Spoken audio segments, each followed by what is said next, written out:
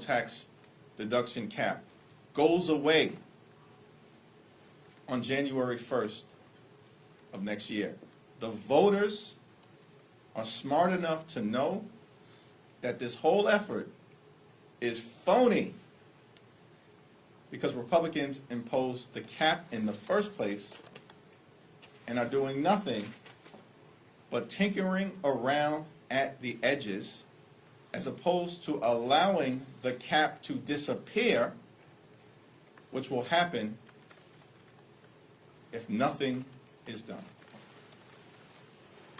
Thank you, Mr. Lutter. Can you just talk a little bit about, and again, understanding that you oppose this reconciliation bill, but obviously it looks like Republicans are kind of backing away from like the per capita caps, FMAP. I mean, I know you've been trying to keep the pressure on. It seems like they're coalescing around work requirements. Just, you know, where do you stand on that? Well, Republicans have already voted, each and every one of them with the exception of Massey, to enact up to $880 billion in cuts to Medicaid, the largest cut to health care in American history. They're already on record that that was their objective. The American people have risen up. Democrats are pushing back aggressively. And so some Republicans are backing off of the effort to try to decimate the health care of the American people. But we're not going to let up because there are still large forces within the House Republican Conference who think that $880 billion in Medicaid cuts is not sufficient. And the reality is the extreme wings of the House Republican Conference have driven a lot of the agenda up until this point, and we believe that will continue. And so we'll see what happens if, in fact, there is a energy and commerce markup next week. But the battle lines have been drawn. Democrats are standing on the side of health care and the American people. Republicans, once again, are trying to take it away. Thank you, Leader Jeffries. What's the state of the American dream? And how does your vision specifically make it more competitive than the one Republicans are making? Republicans are crashing the economy, raising costs, and driving us toward a recession. They are undermining the American dream when they promise to make life more affordable. This majority, this presidency has been a complete and total disaster for working class Americans. They lied all of last year about what their plans were, and now they're trying to do the exact opposite. Firing thousands of veterans? Does that actually enhance the American dream? Taking health care away from hardworking American taxpayers? Does that enhance the American dream? Of course it does not. Actually ripping food out of the mouths of children, families, and veterans, about 20% of households with veterans rely upon the Supplemental Nutritional Assistance Program for food assistance so that they don't have to go hungry. And this is what they're trying to do. None of this, in terms of the Republican agenda, relates to enhancing the American dream. Our vision, which I began to lay out last week, and that will continue during these second 100 days, recognizes the fact that access to the American dream, of course, has to be earned. You have to work hard. You have to play by the rules. But when you do those two things, which is the case for the overwhelming majority of people in this great country, you should have an affordable home, be able to educate your children, have access to high-quality health care, have a good paying job that allows you to live a comfortable life. And of course, at the end of the day, you should be able to retire with grace and dignity, which is why we want to protect and strengthen Social Security and Medicare. That's our vision of the American dream.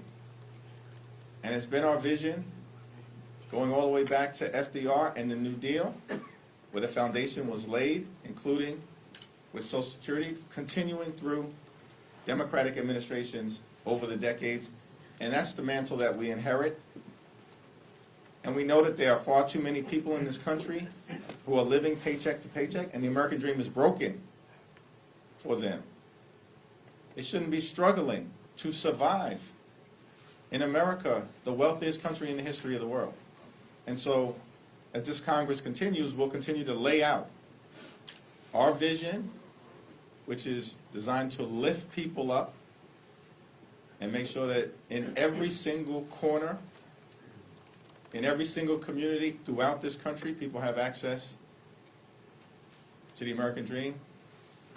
And the Republicans, whose whole agenda is driven by actually trying to make life better for their billionaire donors, the wealthy, the well-off, and the well-connected. A number of Democrats who walked out of a hearing earlier this week on crypto. Can we expect to see similar types of protests moving forward? Yeah, it wasn't a hearing that they walked out on because there was no actual hearing. Once Ranking Member Maxine Waters objected to the hearing proceeding, pursuant to the rules, the Republicans were unable to have a hearing. So at that point, there was no hearing. It was just a conversation. And some Democrats decided not to participate in that conversation, and other Democrats decided that they were going to participate in that conversation. But no one walked out on a hearing because there was no hearing, given that the Republicans were unable to secure the consent of Maxine Waters. Last row. A lot of your members are still frustrated about the way things went down with Leader Schumer and the CR in March, and more broadly, the old school way that he and some other Senate Democrats do politics. I know you've said that you stand behind his leadership, but do you have any things that you would like to see him do to adapt to this new political environment? We're going to continue to work together with our Senate Democratic colleagues in a more is more environment. We all, every single one of us, myself included, has to continue to do more to meet the moment as it relates to an unprecedented assault on the economy, healthcare, Social Security, the rule of law, the American way of life, due process, and democracy. We're in a more is more environment, and that's what all of us are going to continue to do. We've had very constructive and productive conversations with Leader Schumer and our Senate Democratic colleagues about making sure we're in alignment, as we are, in strongly opposing the extreme Republican budget. And then when the moment presents itself, we'll work together as it relates to the end of this fiscal year. Thanks. Second row. Thank you, Leader. There's a continued bipartisan We'll push chat with the mic again. to You know you're in trouble when I show up with this line, right? continued bipartisan effort to get some kind of congressional stock ban in place. I wanted to see if you had any conversations with the Speaker about that yet, or GOP leadership at all. I know where you stand, but if you're having conversations across the aisle on that. I have not had a conversation with Republican leadership on this issue yet.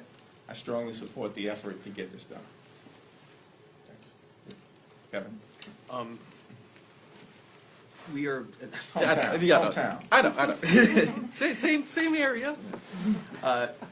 This past week, we've seen Trump kind of wade in a not direct way the governor's race in New York. I'm curious what you make of him endorsing Lawler for New York 17, and in general, as you look to hold on to your cohort of swing seats in New York.